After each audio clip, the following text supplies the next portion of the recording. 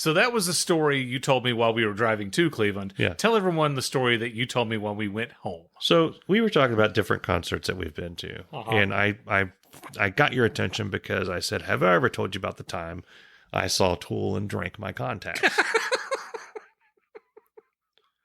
And to my shock, you said, no, you've never told me the story of seeing Tool and drinking your contacts.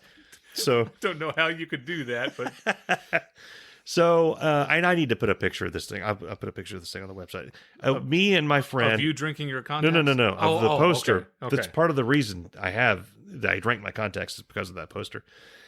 Tool has posters that they make, and they have a T-shirt that goes along with it, specific for each concert that they go to. So it's kind of a collector's thing. It has the venue and the date and all that stuff. But they go very fast. So me and my friend got there very early, and there's Moorlines Lager House, a brewery, is right next to or near the arena that we saw Tool. Close enough. Yeah. So we get there, we get our stuff, we put it in the car. Now we're there like 2 hours before the show. We go to the bar. Right. And we begin to imbibe, as it were. Yeah. So we get to the show. Somehow we get to the show. We get to our seats. Thank God you're walking. And my friend just keeps bringing more drinks as we go. So I got a bit schnackered, as they say. We ended up going out again after the show. The show was great, what I remember of it. We ended up going out after the show again to the Yard House. I know that I imbibed more there. We get to the hotel. It's clear at this point that I am going to be very dehydrated and I'm going to regret what has happened previously. Yes. So I get all the hotel cups of water within reason. I've let him have one, but I got all the other ones that I could get. I filled them full of water. I also forgot my contact case and my glasses. Okay. So I took my contacts out and I put them in one of the glasses of water. In my state of mind, I thought, well, if I set this one off to the side, I won't have to worry about anything happening to it, and I'll be able to put my contacts in the morning. What I didn't know is that at 3 or 4 in the morning or whenever, I would wake up and I would be completely parched, and I would drink every bit of water that was anywhere near me. The next morning, I'm looking around for my glasses and remembered I didn't bring my glasses, my contacts.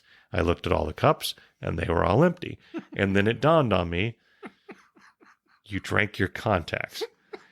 So I did a little bit of, for a few seconds, I did what you're doing right now. Now I have a story of going to see Tool and drinking my contacts. The problem that people may have noted in this is that I live maybe 20 minutes away from where I was at that point. Yeah. I also can't see without my glasses or my contacts. Right, neither can I. So I immediately called my wife, who couldn't come get me. I didn't even ask her to. I just called her because that seemed like the thing to do. To let her know. Hey, honey, I drank my contacts. Yeah, I would just let her know that within the next 10 to 15 minutes, I was going to attempt what is highly inadvisable to drive home. And you know, I maybe end up on the news. I may need bail money later, something. I managed to make it out of Cincinnati. It was easier than you think to get out of the city because they have traffic lights everywhere. And I use those to guide myself. And I've driven in and out of the city so many times. I could do it literally blind, which is what I did. And I go north. It got harder as I got on 75 north because everything starts to look the same. And cars don't really stick out to you when you're blind. Right. I could see lights, but I couldn't see other cars around me. So it was a very harrowing experience. When I got here, my wife was both surprised and happy to see me. Surprised that I was alive and not in jail, and happy that I was alive and not in jail. I proceeded to come down here in the basement and sleep that off. But yeah, that's the story. And I'm assuming I passed my contacts. I hope they're not part of me. I hope that my body doesn't end up being given to science and I end up on some medical student's table and they find contacts in my liver. Like, what's this? What happened? What happened? Hey, what happened? How did those get there?